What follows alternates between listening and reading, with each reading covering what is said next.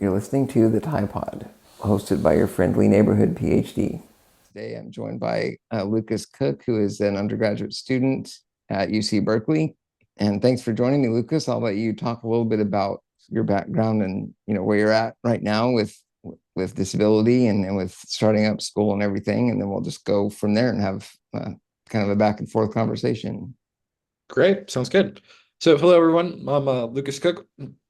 I'm a first year student here at UC Berkeley studying political science with minors in public policy and disability studies. I chose Berkeley, which we're, #1 public university in the world, according to most surveys, and of its rich history in disability rights, as well as the fact that it's got a great political science program, and I'm planning to become a disability rights attorney. I'm from Los Angeles County area. I'm San Fernando Valley.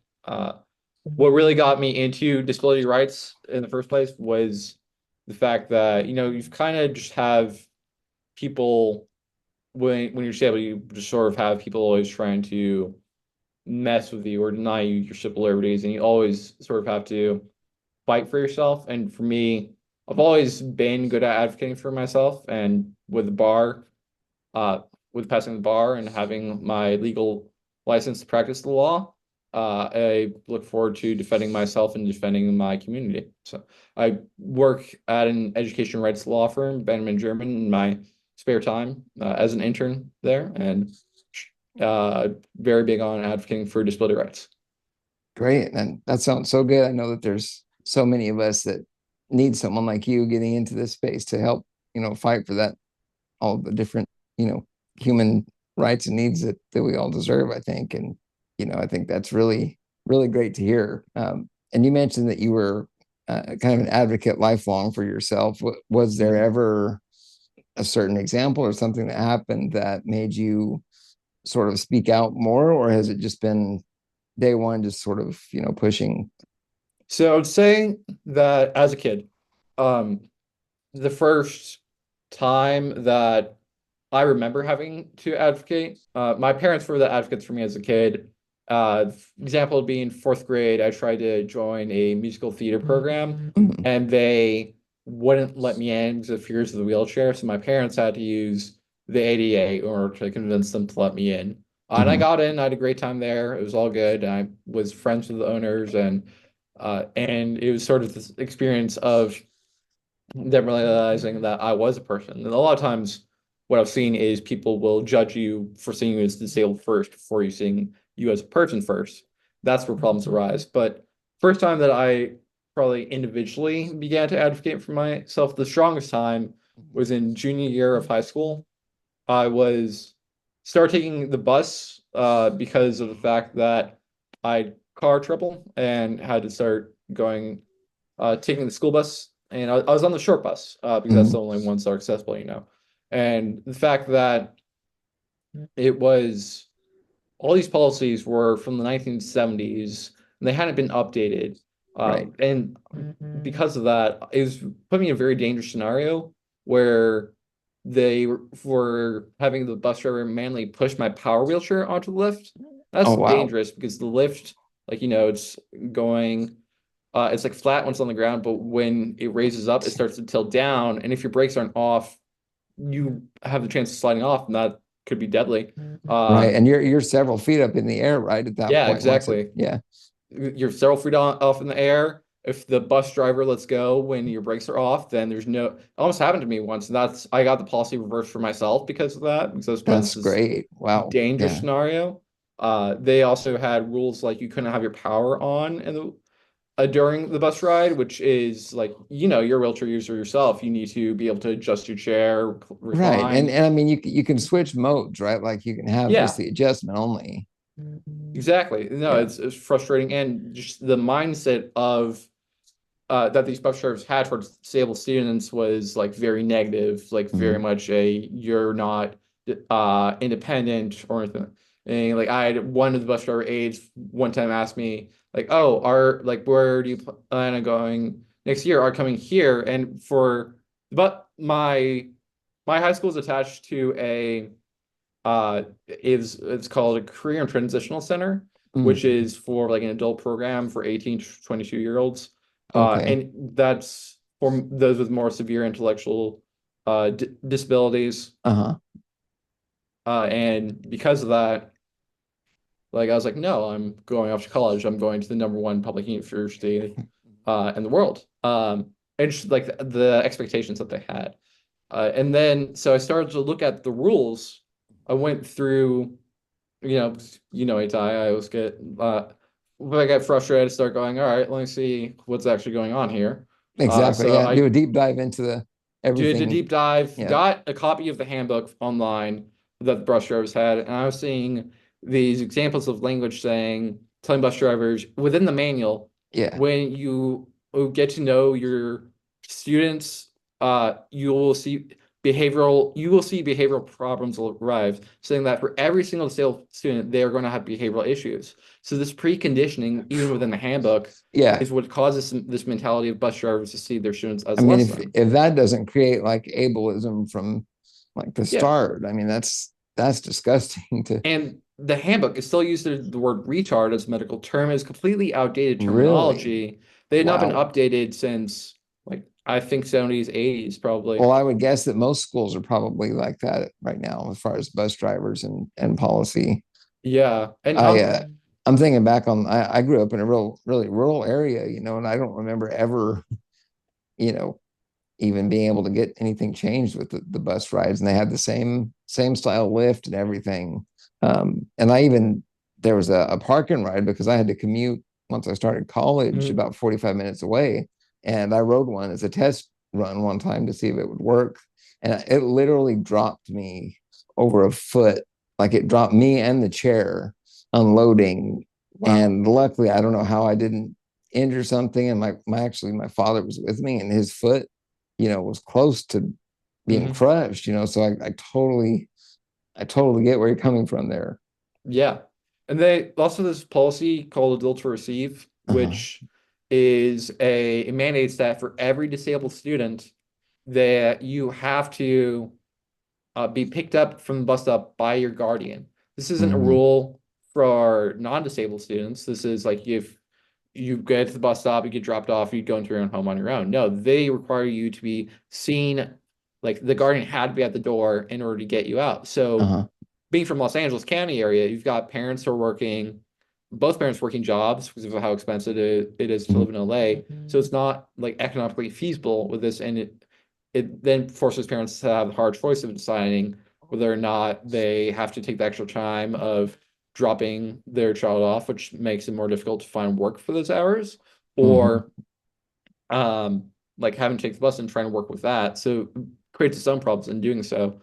In my opinion, they really should do an they have an opt-out option, but it's not feasible for several reasons. One, the bus driver has complete bureaucratic control and discrepancy of who gets it. Mhm. So if the bus driver doesn't think you're capable, even though you are, then and because they've been, like I've said before, they're preconditioned to think that you're not capable, Mhm. then it becomes this bureaucratic system of discrepancy that can be problematic. And it also mandates that they have to see like a car in the driveway. So if you're in an apartment building, like most people in San Fernando Valley, a lot of times it's apartments, that doesn't count. You can't opt out because I can opt out because of the fact that my entry into my house is in the rear. So even though I could Okay. get in my house on my own, I had to like my parents had to like pay someone in order to pick me up from the bus stop, even though I could get in the house by my own, which Right. absolutely ridiculous. So because of this, I started advocating, and I got some policies reversed myself. Like I said, with the power to my share, like I was able to turn that on, and the power, power from my chair, just like getting in and out of the bus, and also during the bus Yeah. rides. But I was frustrated still. I still was, uh, the constantly being I'm not sure if it was pity or just being talked down to Right. by Or the bus just drivers, assumptions and stigma, I yeah, guess, of yeah. assumption, stereotypes, Yeah. stigmatization. So that frustrated me. So I got on the Los Angeles Unified School District Special Education Committee, Hmm. and like I showed you that clip of like Yes, work that yes. yeah. Yeah. So I was then eventually able to get a meeting with the transportation department, and they didn't the head of transportation didn't know their own policies. regarding like disabled students. So I was pointing Hmm. out to them, and then they were admitting like, yeah, there's a problem. We'll work on with you on it. So then I got a meeting with them after that, and then I worked with them, went through all the problems, my ideas for solutions, and then it was interesting because the assistant said like, "Oh no, we have no problems." But I'm like, "Well, your boss just admitted that there are problems, so Hmm. we're not. Don't go back on that now." Uh, and it also been updated. Like there have been small revisions in 2021, which means Uh-huh. that people have read through it and still saw the word retard as a medical term in there and didn't think to change that, which was crazy to me. Yeah, that just shocks me to. But yeah, so I worked with them on that, and then they're like, okay, we need a month or two to work with legal in order to then implement this and go about that. So it's like, okay, great. So I checked in with them like every 2 weeks, seeing if there's any updates, and then 2 months later, they were like, okay, we've got a plan. We're gonna talk about implementing it. I'm like, okay, great. Can I see the plan? Can I see the revisions? Right. And they're like, no, because like you're not staff. I'm like, Well, and okay, then you almost wonder if they really were. I mean, if yeah, they were even made. yeah. And then exactly. So I was like, okay, well, when am I going to be able to hear about it? When am I going to see it within the book? And then they didn't reply to me, and then they finally responded to me like right as I was leaving high school. This is my senior year, and they're Of like course, basically sent me an email saying they never even created a plan. Uh, that's yeah.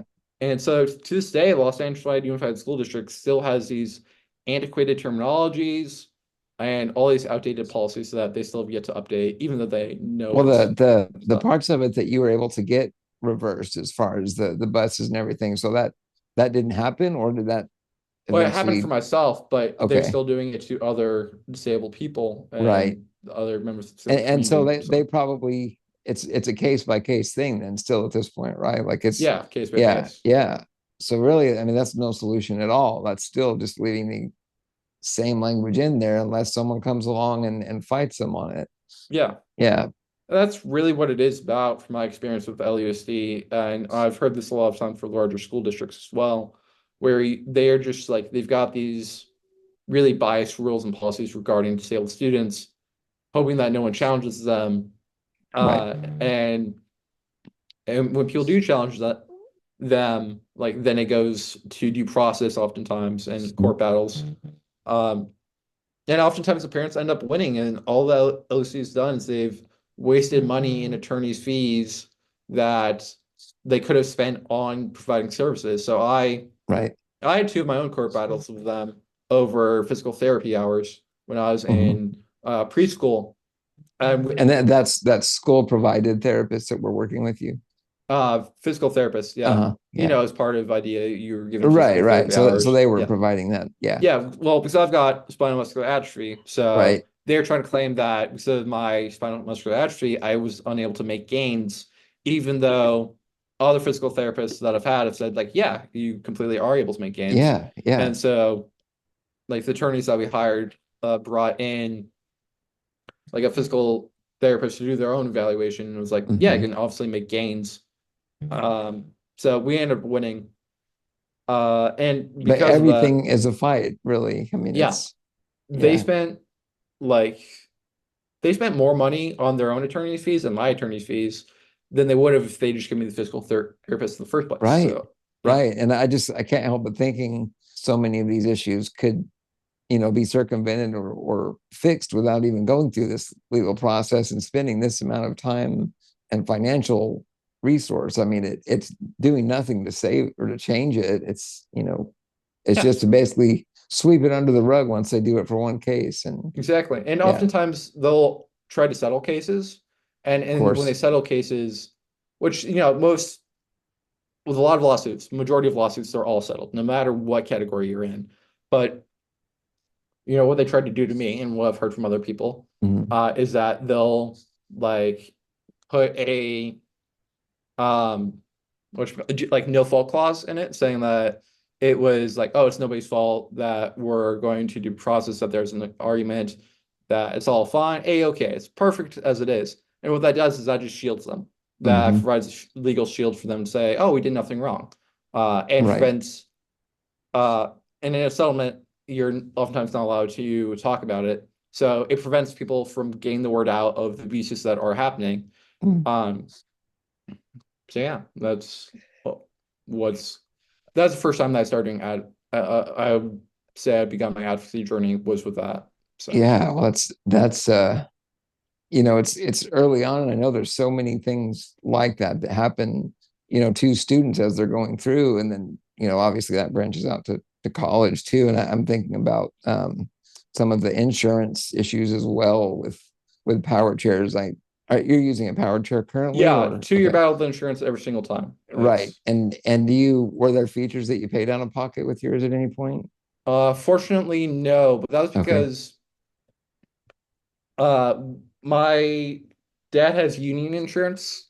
Uh-huh.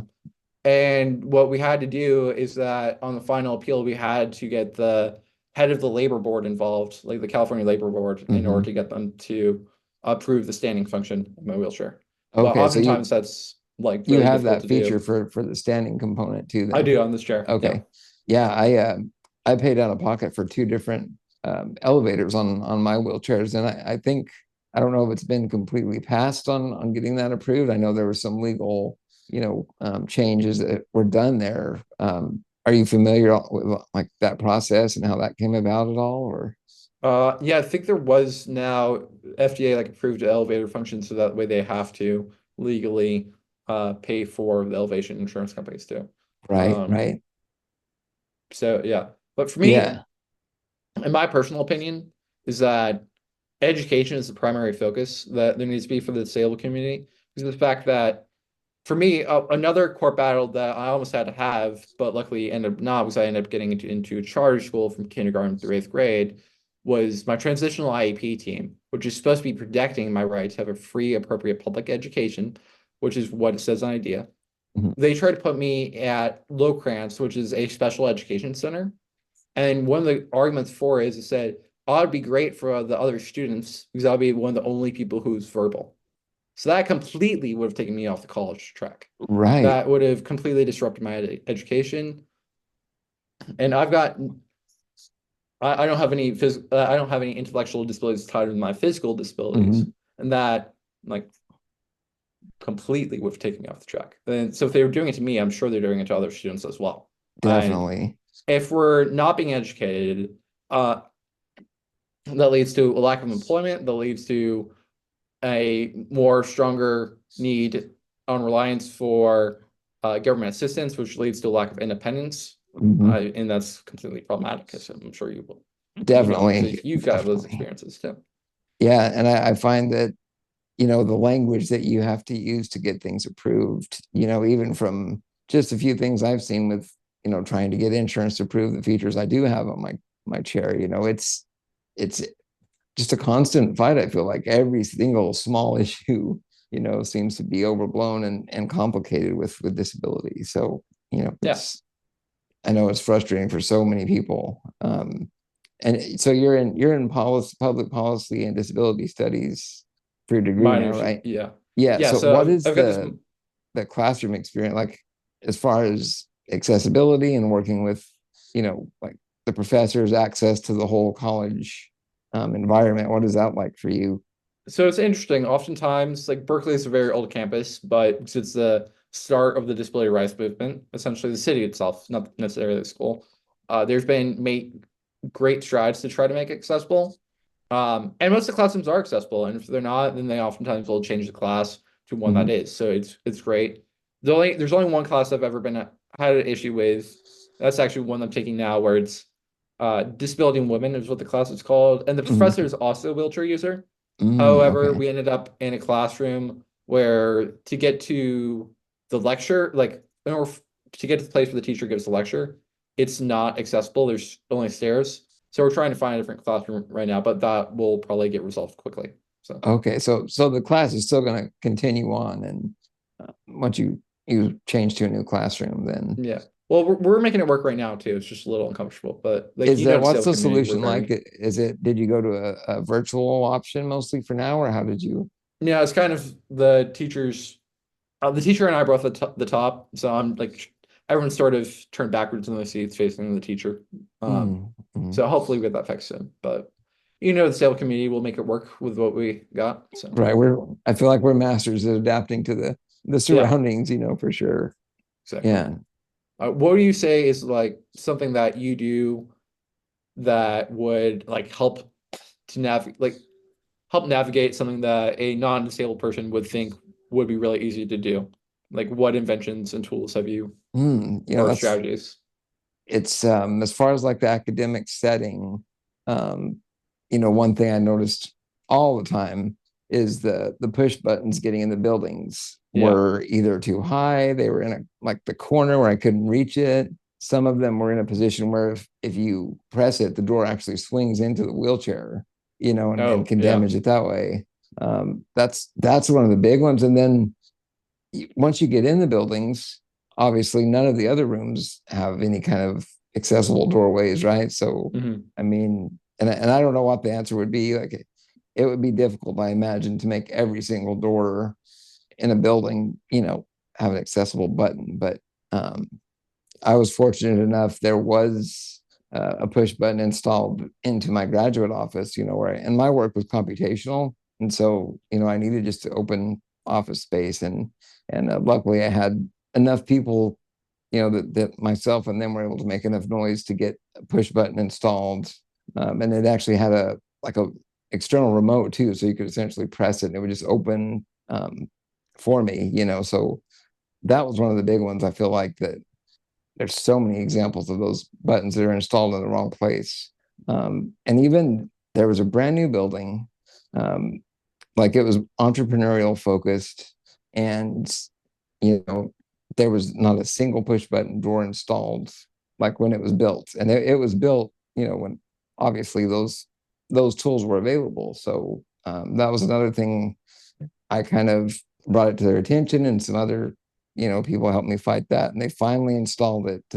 It was, I think, a year after I'd been, going there for meetings, and so that's one just right off the top of my head. That was a big problem, was door access.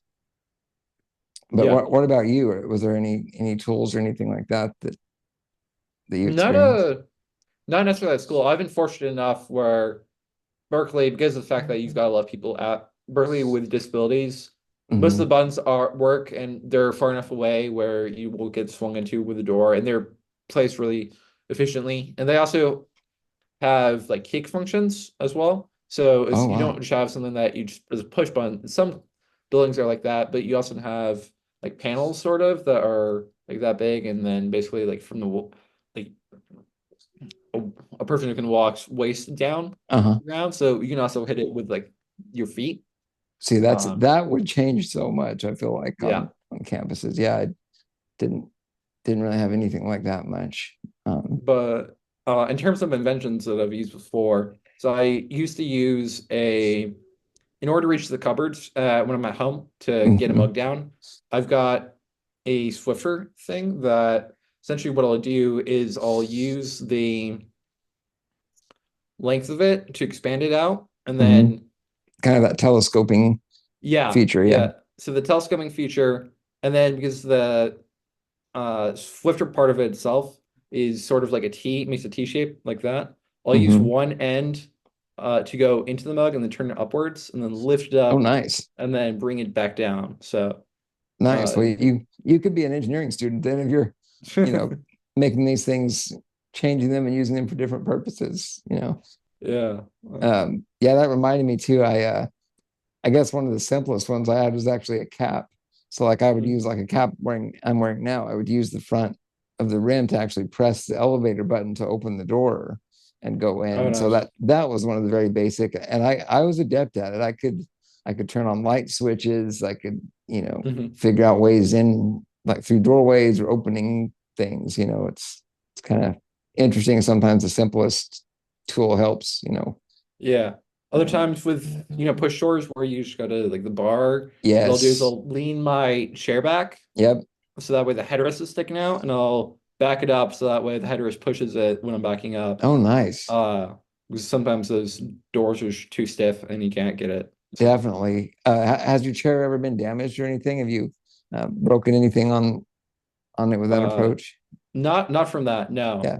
Because it's just the headrest, which has got Yeah. the bendable features. I would Yeah. never do anything to damage the chair, of course. I did Any have other a things? Yeah. I think feel like some of the stuff just, decays over time. True. I've got the like armrest will just like peel off over time. Just going through doorways that are too narrow is like the rims of your armrest will get rubbed. Right. Uh, I've had like I just had a wheel just randomly fall off. Like it was the anti-tipper wheel just randomly Oh, fell wow. off. I was gonna say, I hope it No, wasn't the no, bigger one. not like a actual necessary wheel, but Yeah, yeah.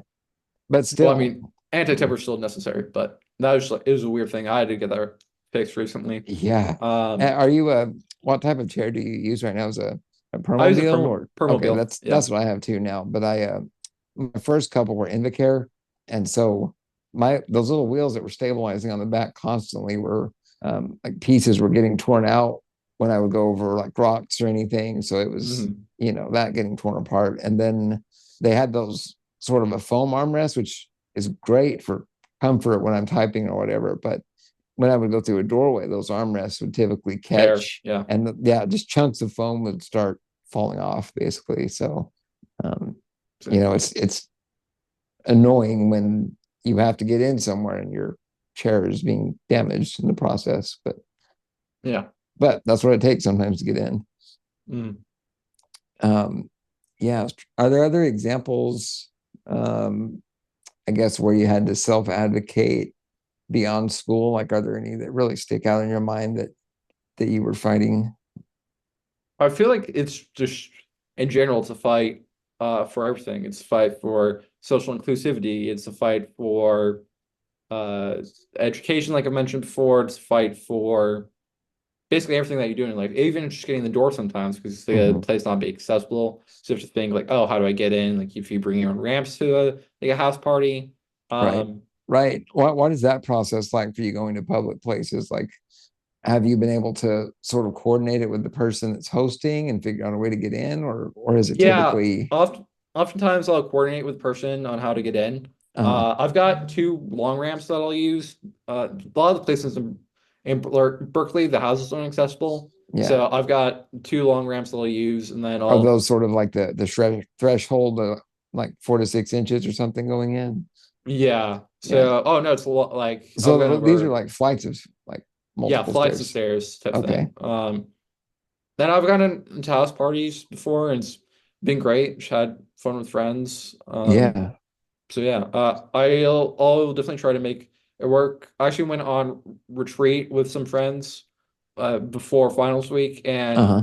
luckily I've got great friends who are able to help me out. So we went to Arnold, California, which is sort of out in the middle of nowhere, but it's fun. Like the sky there is beautiful. It's very little It's kind light of like pollution, so it's very clear. getting some nature time for sure. Yeah. So I didn't have my a wheelchair accessible car because that's in LA. My parents have that. Oh, So I okay. took my manual chair. So I had friends helping me like lift me into the car and out of the car, help me use the restroom and stuff like that. So I've been fortunate Okay. to have great friends What that how have like when assisted did me. you were these friends that you kind of grew up with that you had a long No, these relationship with, or are they these are all new recent? friends that I've made throughout the course of a single semester. Yeah.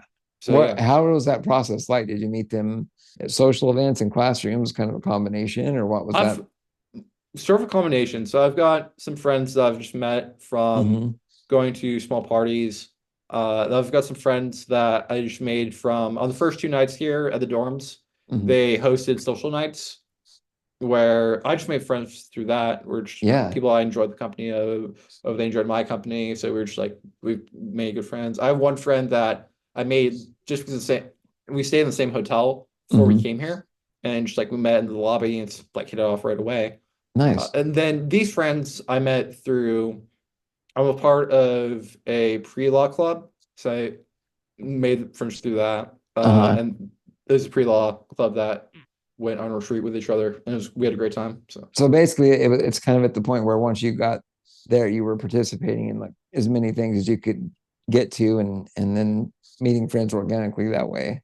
yeah, pretty much. So Yeah, yeah. Those are some of the. I mean, those are potentially lifelong connections, I feel like, with, Exactly. people like that. So, um, yeah. What was it like sort of getting out in nature? Do you find extra challenges with your chair or anything? Or In the manual chair, especially. Yeah, that yeah, was, yeah, I had one friend pushing me from the back and one friend pulling me from the front in order to get up the hills. yeah. That I can picture was, that. yeah, it was fun. Like we all kind of had a good time. We were joking about it and stuff like that. Yeah. But it's Did you have like to have any like things that you had to tell them when they were maybe helping lift you or move you or anything that they had to watch slow out down. for? That's the Yeah, quickest. Yeah, that always everyone's going like, fast.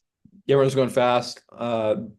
Actually, on this retreat, they helped me up a flight of stairs, and it was Uh, like three guys lifting me.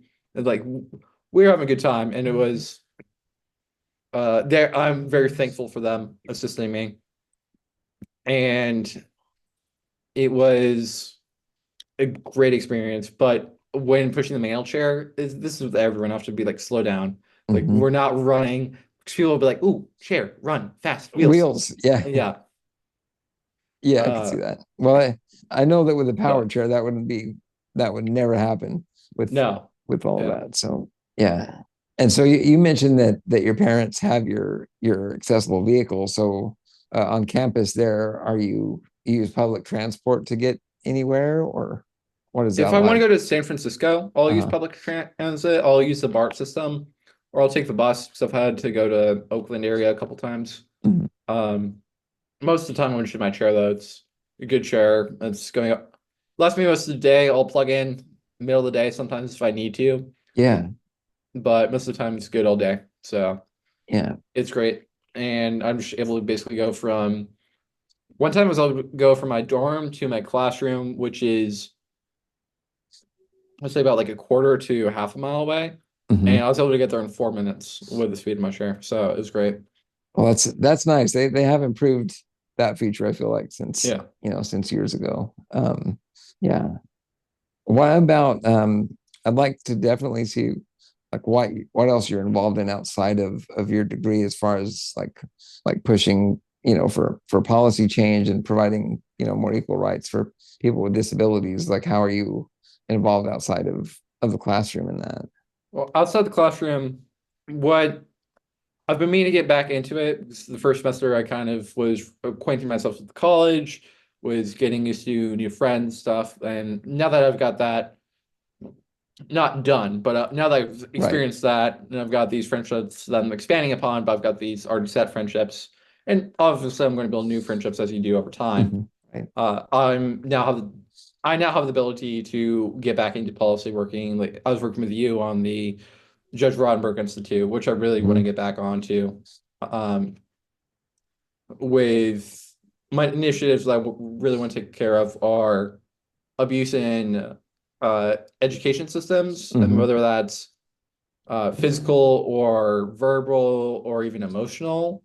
Something that I want to get into. There's Mhm. no monitoring system right now of abuses that happen in schools, which is really unfortunate because if you just look up like abuse of disabled abuse special education students in California, you'll get like hundreds of results, Mhm. but there's no actual monitoring of it. It's just sort of, and you've got these state institutions that in their pamphlets to teachers and schools, they'll physically like have warnings for special like in special education of predators, which means tells you that's a common experience, or that it's definitely more common in this area than in other areas, but we don't have any official monitoring. So I want to get into looking at that, trying to get state review of that, because a lot of the abuses that happen, they happen because they're in the dark, that people aren't aware Right.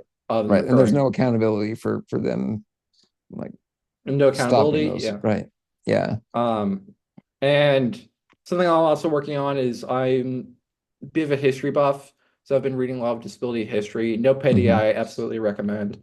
So I'm doing that and trying to create my own student course on disabled history because we don't really have a course specific to disabled US history right now. So I'm Do trying you to create think my that own. that's something you could eventually work with a college to sort of implement a Yeah, course like I that? work Yeah. in high school. I worked with my AP US history teacher to implement disability history. Hmm. And what I knew now, like what I know now compared to what I knew then, I know so much more now than I knew then. And I thought, and barely anyone knew what I knew then, which is Yeah. crazy. Um, like about Judy Humane, like people I think were starting to realize, like because of Trip Camp and other Yeah. documentaries regarding disability, There was well, starting to be people, some noise with that. Yeah. Yeah. yeah, starting to be some noise, but it still wasn't being taught in schools, which is ironic, not ironic, but it's interesting because of the fact that California has a bill that mandates schools teach about disability history, Hmm.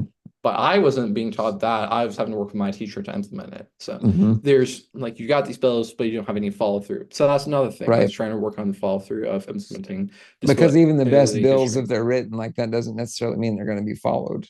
So Exactly. yeah, Yeah. yeah, I know that you and I have talked about, several examples of these abuses that are going on. Do you want to talk a little bit about the one, I believe it in Massachusetts or somewhere in that Yeah, area? Judge Romberg Institute, where you Uh-huh. have this institute having been condemned since 2012 by the Hmm. United Nations as being torture, but still nothing's being done because they have $500,000 in money that they are able to use to buy politicians every single year. Hmm. They've got a whole budget just for this institute that is $500,000 and increasing every single year because of the Hmm. fact that people are opposed to it, but they're paying these politicians in order to get away with it because they are getting money publicly from the state. They're getting from Massachusetts, and the New York school district is sending their students there. And there's been, I'm not sure if it's passed or not, but New York officials then started implementing bills trying to prevent the school district from sending students there. So, Hmm. uh, and you have the reason they're being condemned, for those who are unaware, is because they have this policy called electric shock therapy. They're the Hmm. last institute in the United States that still does electric shock therapy, where it's not like it's abused all the time. Several students, former students, have stated that the staff were just using it for fun. And Hmm. even when the staff was doing it for an official reason, it was like once one instance where they actually killed the person was he was refusing to take off his coat. So he was strapped down for several hours and shocked Uh-huh. repeatedly because he wouldn't take his coat off. And sure, there's been more regulations that have gone in, but they've been working to undo these regulations because they get the money from the state and they want to Right. continue this practice. So, Right, and right. It's just it all comes back to basically bringing in their financial gain and not really doing anything to yeah, help. I mean, it's yeah. My jaw dropped, when I first found out about that, and I still to this day I'm just and still it's happening in harming people. 2025. Yeah. Yeah, yeah. So I don't. What? How do you feel is the best way? I know you and I have talked about it, but I wouldn't mind if you shared a little bit about the process to get that changed, like what we can do. Well, there's several ways. There's ways on the state level and there's ways on the federal level. So on the state level, you have bills in Massachusetts that are in Congress right now and their state Congress regarding the protection of disabled people. And then on a federal level, there's an attempted ban by the FDA on these devices, but then I'd have to review it. But I believe there Yeah. was a ban and then they reversed the ban. And so there are both ways to federally and state regulate it. Each state pretty much has banned electric shock therapy on their own. It's not a federal thing. It's just each state on their own created the collective conscious that we need to ban these devices because they don't actually work. Hmm. So meaning Massachusetts still needs to make that statement on their own, Hmm. or on the federal level, federal advocacy to end this abuse. So Right, right. It just feels like it's a painstakingly slow process to shut down something that is just, so yeah, so wrong. So that's yeah. Um, I did want to ask you a little bit about, you and I have worked on starting up the DC4J campaign. Do you want to just share a little bit about that? And if people want to, join in or get involved with that, what might be a good way? yeah. So we've got Ty and I. We created the Disabled Coalition for Justice, which is DC4J on Instagram, which we haven't done anything in a while. I've started going back into it a bit. I started making some posts last night about Mhm. the current administration and their what they've done that has hurt the disabled community just this Mhm. week alone. Right. And things are possibly going to get a lot worse, which is unfortunate. Yeah, It's not good right now. And what we really need to be doing is, as the disabled community, we need to be collecting, we need to be collaborating with each other. We need to be right, collecting, organizing, to the effects that we used to do. We haven't done that in a long time. And maybe we are, maybe it's just not getting the media coverage. right. But Why do you think that is for sure? Do you feel like it's just because it's not out in the open as much that it's maybe it's all because it's on social media, or what do you think is the yeah, reason? I'm not quite sure. I mean, if we look at it from a historical perspective, you'll see that disabled issues have rarely ever been covered in the news. Right. It's oftentimes like the Very only rare. reason that the 504 protests were covered is because there were strikes that day and you basically didn't have anything else to cover, which they talk Mhm. about on Crip Camp. Right, right, So, oh, it's just there's not an incentive to work on, not really this not incentive would be the right word. A better uh, word for it would be focus on disabled rights issues. mhm. Why there's not quite sure. There's different social theories. Uh, some theories includes people thinking disabled people as sick people and not wanting to associate Right, with sick people. right, because they're You've not a got full human, basically, right? Like, Yeah. yeah, And then you also have the damage of poster child campaigns that basically cause non-disabled people to look at disabled children and say, "Oh, I feel bad for you," but when they become adults, it's like, "You get away from me," type thing. that's something else that I've found striking. Even years ago, I even remember with muscular dystrophy, so many Mhm. cases where this is a pediatric issue, and like no one's expected to get beyond that. And so the ones Right. of us that do, we're in this void. Like what? There's not as much attention or focus, even though the issues and the challenges we have are they're very much the same as what we Yeah. had as kids. And So yeah, and I think part of that is the MDA. They've gotten better at it now. They've got definitely, ambassadors such as definitely. yourself, right? You're an ambassador for them That now. and they just implemented their own scholarship support for students that apply too. So I know there's gains, there's guest bloggers that come on that are adults. So there's definitely incremental progress there. Yeah, there's progress being made, and the I think a lot of times there are people who want to help people with Yeah, disabilities, right, but they don't always do it in the best way. It's an right, unfortunate thing, and sometimes it can be a little bit more damaging, which is right, unfortunate. right. And I Um, do see more of us with disabilities, you know, being put in leadership roles with those organizations. And I think more of that would make a difference. I feel like at least bring an I agree. awareness to it. There's a lot of debates during the civil rights movement about whether or not to let people who weren't in minor who weren't in that certain minority to be a part of minority leadership for Mhm. the organization. And I think the disabled community, so much of our organizations have been led by non-disabled people that we really need to see a group of disabled people to lead their own group, like as you saw with the 504 protests and Right. Judy Humane's organizing, Ed Roberts organizing. They're all led by disabled people, and those were some of the most successful organizations Are there any because current ones that are making similar pushes, or are they starting up that you know about? I'm trying to find more. There've been a couple of like state programs, but there's been not a national Yeah, push that I've found. There's always been Adapt, which has been a great organization. If you're unaware of them, I recommend researching I, their they're really so good.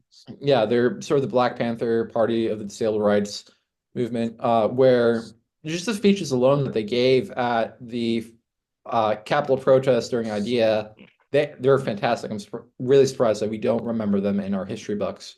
So, Right, they talk about the pain and the of not being disabled, of being disabled in a world run by able-bodied people. There's a difference right, in my mind, um, because when people say, "I'm sorry, you're disabled," for me, it's not like don't be sorry that I'm disabled. Be sorry that the world is not accommodating, and right, the world is ableist towards, and then let's go from there. Of let's right. make this a better world. It's too easy to have that sort of sympathetic eye or lens and not really add anything or think anything else of it, you know.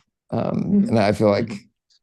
the assumption that we don't live successful lives, that we can't do the things we want to do and make a difference and help people, I think is one of the most severe, you know, Yeah. stigmas Uh, about it, I think. I've always found that my disability, the most problems I get from it are from able-bodied people rather than the Right. disability itself, because of the fact that, like, sure, I'm not able to walk, and sure, sometimes I'll have worse days than others, Right. but I'll take life every single day or Right. over I not mean, being alive. and So we're humans as much as anybody, right? So I exactly. think that's easily lost, for sure. The one other big issue I kind of wanted to cover for this, is it feels like within the disability space that every disease or every group kind of is in its own section. Sometimes it's isolated from the rest. Do you think some kind of initiative to bring together just disabled people in general with like a diverse spectrum of disabilities, do you think that would make a difference? I think so. That's why when we create our organization, Disabled Coalition for Justice, I put Disabled Coalition because of the Mm-hmm. fact that every disability is different, and even disabilities The within same their own diagnosis can be sections. different, right, Yeah, between two people. Yeah. most disabilities are spectrums. Like I've got SMA type 2, and I'm stronger than some people with SMA type 2, but Right. my physical abilities are weaker than other people's. So it's really like that's why you've got the autism spectrum. Most disabilities Mm-hmm. are on a spectrum. Mm-hmm. And there's really need to come together with not just disabled people, because I absolutely believe that we need to be leading the charge, that disabled people need to be leading the charge in disability advocacy. Mm-hmm. However, there is still a need to work with non-disabled people, Right. such as those who have interests in the betterment of disabled people, such as doctors and construction workers, quite frankly, Mm-hmm. because they're the ones who are building places and Right. infrastructure. We need to be working with not just doctors, but anyone in the medical field. Mm-hmm. Uh, Disabled market in itself is very powerful because we have these whole industries set up to helping us live, like power wheelchair industry, uh, for those with ventilators and with Mm-hmm. other or medical equipment. We need to be working with those people because of the fact From the that, start, right? I mean, yeah, not from the to, yeah, start. yeah, And it's really, we need to be allying with them, and they really need to be allied with us, because if we're not around, if there's not an accessible world where we're not able to exist, right. then they have no place to make money, really. And So, I'll be the first one to admit too, you know, it's not always intentional that things happen that are ableist, you know, and limit us. But I think, you know, that we still, the more like you said, we get involved with sort of all like this the space of disability with even the non-disabled areas, you know, I think that combined effort would be much stronger. Um, yeah. yeah, yeah, it's easy to, I think, get overwhelmed with the amount of challenges and things that really need to be changed for the disability community. Do you like, are there times where you feel maybe more optimistic, or how do you sort of counter, you know, the weight of these issues? Or is there some way you kind of, you know, come to terms with that, or can you like process it I'll more? also, I would say it comes with a side of individual strength, believing in yourself, self-love. You have to first accept yourself as a human being. Mm-hmm. Um, and then because of that, after you see yourself as a human being, then you see other people in your community. And the more you believe in yourself, the more willing you're able to advocate for yourself. And I think that's something that every disabled person struggles with, especially in Right, adolescence, is believing in yourself, seeing yourself as a human being, accepting yourself and your disability as a part of you. right. I think once you sort of make that step, and it's, you sort of have to do it on your own. Like you'll have people tell you, "Oh, just love yourself," like, and it's like, "Oh, great, that's like, thanks for the advice. Now, how Right, do I do that?" I feel like as you grow older, and especially when you gain more independence, right, you then then you begin to see make this internal journey of seeing yourself as more human. And right. And I think that's really what we need to be doing. And part of that, especially, is inclusivity. Because if we're in segregated scenarios where we're treated as different parts of society, then it's hard to see ourselves as part of society, as part of Right. being in the human race. And then it's easy to, let yourself into that isolation, Yeah. area. Like I know for me in the past growing up, it was easy to like, get into something that was more individual. And then but yeah, you're right. I think getting out there, being involved, finding, some independence and self-advocacy is Were you everything. were you ever in a segregated scenario, or like in school system, or You in mean as any far academic? as like just completely left out of something, or Completely left out, kept out of able-bodied people's world. you know, I know there were several things, especially being in a rural community with smaller, Mhm. groups, and like a lot of the things weren't accessible, but I did find many people were willing to make it happen if I brought it to their attention, or if I, talked about it openly instead of I think in some cases it was easy to, kind of look past so many things that maybe I was left out of, but at the time, I think I was even trying to learn the acceptance, even though I had it as a kid, as you go through high school and you're starting college, it's something you're well ahead of where I was. I'll put it that way at this point in your life, So yeah, I can't think of any that stick out too much just because I wasn't maybe looking, if that makes sense. Yeah. um, Mhm. but yeah, but that's why now I feel kind of this, pull to bring more of us together. I feel like we can make some noise, as a collective of people with disabilities, and all of our team members and community that aren't disabled too, obviously. Yeah. Yeah, yeah. Well, that was so great. I think you put that so well with, with what you need to do, like to come to terms with a disability, and then, gain some like autonomous function, as you go along with it. Yeah. Um, And that all that stuff is sort of, you learn throughout your life on how to do it. Fortunately for me, I had parents who taught me how to self-advocate for myself. Other mhm, people may not, and other people may need to like have to come up with themselves, which is unfortunate. right, But hopefully they are able to do that. And if not, then we need to see an organization of disabled people. I feel like the more that we have media coverage, the more right, that you have these disabled stories being told, disabled groups collectivizing and protesting, then right. or that other disabled people will see, oh, I can do that too. I can get involved. Right. I Um, think that's so needed, especially for the people that don't have, the support system that many of us do. I think that if we can offer that to them, it's, only going to make things better as a whole for all of us too. So exactly. yeah. Well, that What's was your, great. what do you say is your favorite disabled character in media?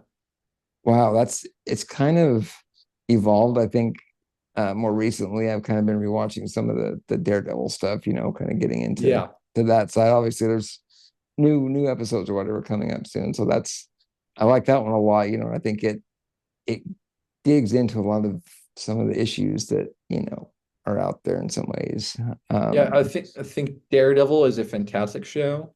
That was great. Speechless was great. If you ever watch Speechless, that was ABC show that was a sitcom about the high school life of a disabled teenager. Um, for me personally, one of my favorite disabled characters was Tyrion Lannister, because you sort of have this flawed character with a disability. I'm talking about the TV shows, not the books, because I know the books it's True. different. I haven't read the books, but in the TV shows, you have this disabled character who is one of the smartest intellectual people that you have. Right. And he's always behind the scenes, sort of.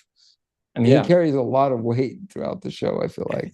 And you've got these great quotes from him. My favorite one being, never forget what you are, the world or not. You wear it like armor and it can never be used to hurt you. That for me Yeah. was always great advice.